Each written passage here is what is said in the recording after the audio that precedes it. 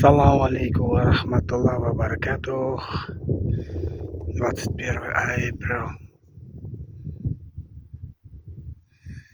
Ожеребилась еще одна кобыла мошастая. Вот родила вот такого жеребенка.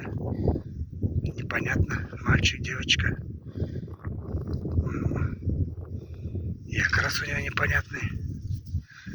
По моим предположениям, скорее всего, он будет вороным, перелиняет. Навряд ли будет мошастым. Жеребчик, наверное, походу. И навряд ли он будет вороным, скорее всего, будет. Это у нас от Аль-Хаталя, от вороного жеребца, которого мы поменяли на днях. Имя ему еще не придумал. Иншалла. И малай Ухшан.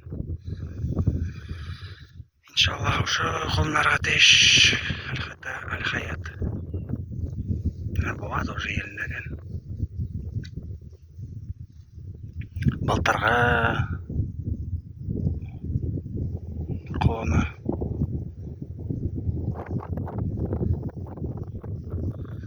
Айғыр еткері берей. Айғыр болып. Жеребчик. Ну ладно. Жеребчики тоже нужны на хугам. Хугамға. Ага. Первородный калон он высирает. Ну, очень хорошо. Биг хевет, биг шеп. Был имха уже сосха. Ашқадан ашылып кетті.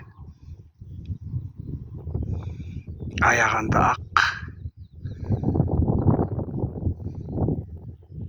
ақ нәмелер жоқ. Маңайында бәләкәй генә бір йондызы бар. Вон затаврил В. Латинский я им поставил. Таврошки, у которых не было. Потом лошади. Ага, вот так вот. Удалю немножко. Тут некоторые специалисты в комментариях пишут: лошади худые. Ну понятно, худые. Я же им за всю зиму ни одной виллы сена не скормил, ни одной ковшика овса им не скормил. Они круглый год на подножном корме. Это же вам не стоило содержание. Но один есть плюс башкирской породы в том, что хоть и кобылы худеют, но они полноценный плод вынашивают. Вот это не забывайте. Они вынашивают полноценный плод. Здоровый.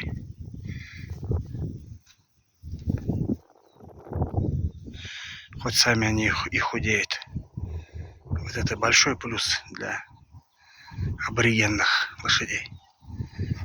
Она кобыла, хоть и сама худая, ребра видны, но жеребенок, вот смотрите, полноценный, альхамдулилля.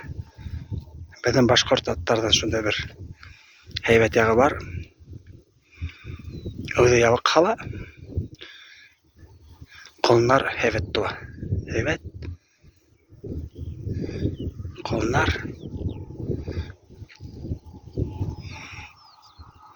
Бір хәдір бір яш бір ай ярым есінде хәдір момент көтерілі алар. Сейчас они месяц-полтора, они сейчас, вы их не узнаете, этих лошадей. Они будут круглыми, перелиняют, они будут лосниться, шерсть у них будет блестеть, и вы не скажете то, что они полтора месяца худыми. Вот, это кудрявый башкир. Немножко ликбез. Вы, наверное, наверняка многие смотрели в интернете, есть такая порода. Называется кудрявый башкир Северной Америки. Если не знали, то погуглите. Есть такая порода. И как она попала в Америку, его происхождение неизвестно. Ну, кому-то неизвестно, может быть, кому-то интересно, чтобы она была неизвестна история ее попадания. Но мы-то знаем, как она туда попала. А история такова, то что был такой человек Кинья Арсланов. Кто-то пишет как Кинья Арсланов. Это был великий человек, великий деятель. Он был сподвижник Салавата Юлаева и Емельяна Пугачева. Когда очередное башкирское восстание было подавлено, Кинья Арсланов со своими сподвижниками, они ушли. Его смерть неизвестна, но его потомки, которые сейчас живут в Северной Америке, с их слов, Кинья Арсланов со своими сподвижниками, они ушли в Северную Америку в 18 веке. И вот как раз таки в 18 веке эту породу открыли в Северной Америке. И почему она называется кудрявый башкир, а не кудрявый татарин или кудрявый русский, это повод задуматься. Именно она называется кудрявый башкир. И вот этот вот кудрявый башкир, он вернулся на свою историческую родину.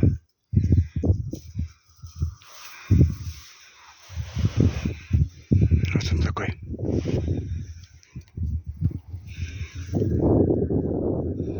Три года жеребцу.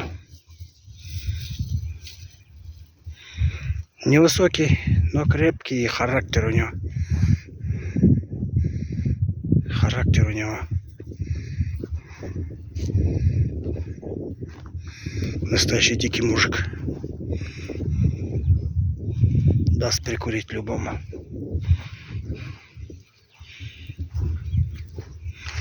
Он стоял в загоне, когда он этих кобыл увидел, он через один забор прям с пролетом он выломал, второй забор он перепрыгнул, переломал, короче, два забора и выбежал к этим кобылам. Это его показывает его натура. Ну, 3 года. Алхамдулиллах, аля кулли халь. Коротко вот так вот. Коротко вот так. Сегодняшний обзор.